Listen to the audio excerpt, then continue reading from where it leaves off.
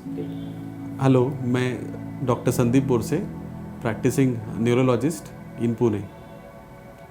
आज हम स्ट्रोक के बारे में बात करेंगे। स्ट्रोक क्या होता है? स्ट्रोक मतलब क्या? स्ट्रोक मतलब पैरालिसिस या लकवा, जो हम रूटीन लाइफ में इंडिया का one of the second largest cause of death है। तो स्ट्रोक के बारे में हम जानेंगे। स्ट्रोक में सिम्टम्स क्या है? सिम्टम्स क्या आते हैं पैरालिसिस पेशेंट्स को? तो शुरुआत में मुंह टेढ़ा हो जाना, आवाज़ क्लियर नहीं आना या आवाज़ में लड़खड़ाना, एक साइड का हाथ अचानक से कमज़ोर हो जाना, एक साइड का पैर अचानक से कमज़ोर हो जाना, या डबल डबल दिखना सडनली, या चलने में बैलेंस जाना अचानक से। ये सब सिम्टम्स स्ट्रोक के हो सकते हैं। ये जब सिम्टम आते हैं वो अचानक आएंगे। आप नॉर्मल रहेंगे, बात करते रहेंगे, खाते रहेंगे, ड्राइविंग करते रहेंगे, काम करते रहेंगे। अचानक से ये सिम्टम जब आएंगे तब आपको समझना है कि ब्रेन में कुछ प्रॉब्लम हो गया। तो ये स्ट्रोक क्यों आता है? ये सब सिम्टम्स क्यों आते हैं? हमारे ब्रेन में ब्लड सप्लाई रहता है जो हार्ट से आता है। तो कोई क्लॉट या खून की गांठ कोई ब्लड वेसल को ब्लॉक करती है तो ये सिम्टम आ जाते हैं, क्योंकि वो एरिया, ब्रेन के एरिया में खून कम पहुंचने लगता है। तो इसके कारण ये सब सिम्टम अचानक से चालू होते हैं। हमारे ब्रेन में बिलियंस ऑफ न्यूरॉन्स या नर्व सेल्स रहते हैं। जब ये गांठ खून की नली को बंद करते तब से एवरी मिनट 2 मिलियन न्यूरॉन्स मरने लगते हैं या डेड होने लगते हैं। तो हमको जल्दी से जल्दी ये पहचानना कि हमको पैरालिसिस का अटैक आया है या स्ट्रोक हुआ है, और जल्दी से जल्दी हॉस्पिटल पहुंचना बहुत ज़रूरी है। उसमें एक गोल्डन आवर कंसेप्ट है।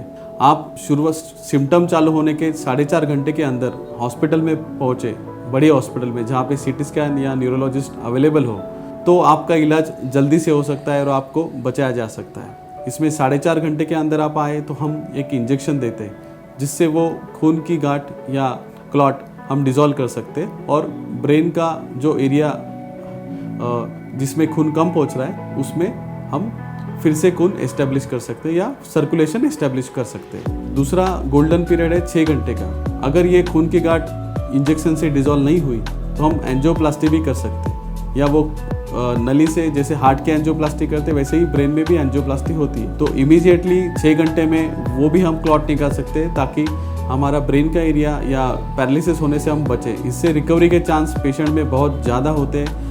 पेशेंट जल्दी अपने काम पे फिर से जा सकते हैं या अपना घर के परिवार के साथ फिर से काम करने लग सकते हैं। इसमें जान भी बच सकती है। अगर आप लेट पहुँचे तो इसमें रिकवरी के चांस पेशेंट के बहुत कम हो जाते हैं। इसलिए गोल्डन आवर या जल्दी से जल्दी पहुंचना बहुत ज़रूरी होता है। तो पैरालिसिस पहचानिए, उसके सिम्टम्स पहचानिए और जल्दी से जल्दी हॉस्पिटल में विदिन मिनट्स और विदिन आवर्स आप बड़े हॉस्पिटल में जहाँ पे सीटी स्कैन या न्यूरोलॉजिस्ट अवेलेबल हो वहाँ पे पहुँच जाइए। ये करना बहुत ज़रूरी है ताकि हमारे पेशेंट की जान बच सके। Thank you. एक स्ट्रोक के बारे में एक एग्जांपल देना चाहूँगा। जब मैं रात को 12 बजे सोने जा रहा था तब मुझे कॉल आया कि एक IT इंजीनियर जो 30 साल का था, सडनली घर में वॉशरूम में जा रहा था, तब अचानक से एक साइड सडनली उनका कमज़ोर हो गया। उनकी उम्र सिर्फ 30 साल थी। तो वो इमीडिएटली अनकॉन्शियस हो गया और वो हॉस्पिटल में पहुंचा। हॉस्पिटल में मुझे कॉल आया कि ऐसा ऐसा पेशेंट है। तो ही वॉज इन टाइम, वो टाइम में आए थे, हार्डली 20 मिनट हो गए थे। तो हमने इमीडिएटली उसका CT स्कैन करवाया और उसमें देखा गया कि एक साइड की ब्लड वेसल बंद है। तो हमने इमीडिएटली उनको इंजेक्शन दिया। पेशेंट अनकॉन्शियस था। ब्लड थिनर जो इंजेक्शन हम बात कर रहे थे, अल्टीप्लेज, वो इंजेक्शन दिया। इंजेक्शन के बाद उनकी जो खून की नली ब्लॉक थी, एंजियोप्लास्टी इमीडिएटली किया। तो 4 घंटे में ये सब चीज़ें हमने करके पेशेंट दूसरे तीसरे दिन कॉन्शियस हो गया, वेंटिलेटर से निकल गया और 8वें दिन वो चलने लगा। तो उसका हाथ और पैर का फंक्शन अभी वो कम्प्लीटली रिकवर हो गए और अपनी फैमिली के साथ खुश है, और IT का जॉब जो हाईली इंटेलेक्चुअल जॉब है वो भी कर रहे हैं। सो टाइमली ट्रीटमेंट लेने से हमको ये सब फ़ायदा हो सकता है। अगर हम लेट करें तो हमको रेस्ट ऑफ द लाइफ और जीवन में, बाकी के जीवन में विथ पैरालिसिस चलना पड़ेगा, डिपेंडेंट रहना पड़ेगा।